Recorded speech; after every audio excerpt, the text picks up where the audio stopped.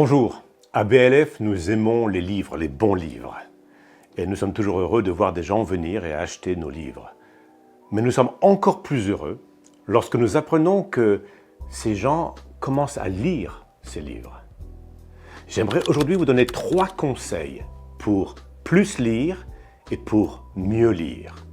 Ce sont des conseils qui vous paraîtront peut-être un peu bizarres parce que ça va à l'encontre de tout ce que vos parents vous ont peut-être appris quand vous étiez petit.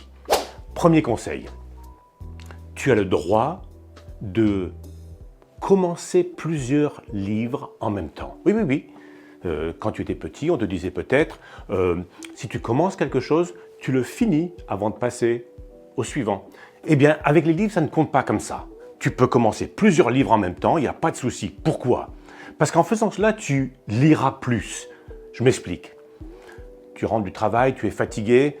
J'aimerais lire quelque chose, mais quelque chose de facile à lire, un petit roman.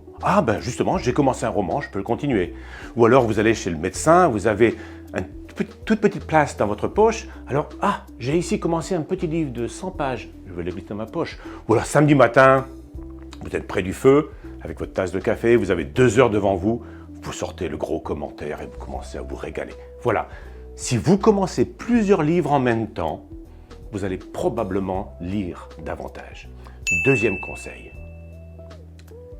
n'hésite pas à ne pas finir la lecture d'un livre. Si, tes parents t'ont peut-être dit « ce que tu commences, tu le termines. Tu commences à lire un livre, tu vas jusqu'au bout. » Avec les livres, c'est pas vrai. Si vous commencez à lire et puis que ça marche pas comme vous l'espériez, vous pouvez vous arrêter. Je vous donne simplement comme conseil, donnez une chance au livre, donnez-lui 50 pages. Si après 50 pages, vous n'avez toujours pas réussi à, on dirait, entendre la musique du livre, alors laissez-le tomber. C'est pas un problème. Troisième conseil, je dirais c'est presque le plus important. Lisez toujours un crayon à la main. Vos parents vous ont toujours dit « Loulou, pas de gribouillage dans les livres !» Mais maintenant que vous êtes adulte, laissez tomber ça. Prenez toujours un crayon et écrivez dans vos livres. Écrivez quoi? Réagissez avec le livre. Soulignez, marquez des paragraphes, des points d'interrogation dans la marge, des points d'exclamation, des remarques, je ne suis pas tout à fait d'accord, ou ce verset, on dirait qu'il est pris hors contexte. Voilà, réagissez, commencez une conversation avec l'auteur.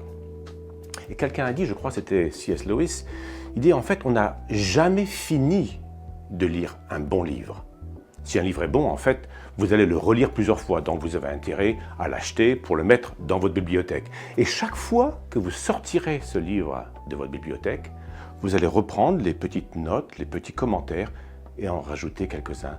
Vous allez poursuivre la conversation. Lisez toujours un crayon à la main. Donc, voici mes 3 conseils. N'hésitez pas à lire plusieurs livres en même temps. N'hésitez pas à arrêter la lecture d'un livre si après 50 pages vous n'êtes pas convaincu. Et toujours un crayon à la main.